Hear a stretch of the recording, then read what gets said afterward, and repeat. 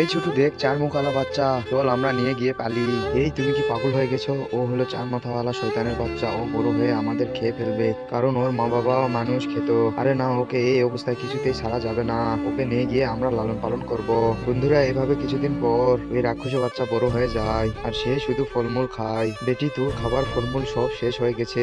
তুই থাক, আমরা গিয়ে ফলমূল আনছি। আর তুই আমাদের বাচ্চাকে তোর কাছে রেখে দে। ঠিক আছে বাবা। আচ্ছা ঠিক আছে। বেটি দাঁড়া। এই তুমি কে? আমি তোর আসল মা। এই গ্রামের লোকেরা আমাকে মেরে নদীতে ফেলে দিয়েছিল, কিন্তু আমি সেই দিন মরিনি। চল এবার আমরা দুইজন মিলে এই মানুষের বাচ্চাকে মেরে ফেলবো। আমাদের ফল নেওয়া হয়ে গেছে, ওই দেখো। আরে তোর হাত লাল কেন?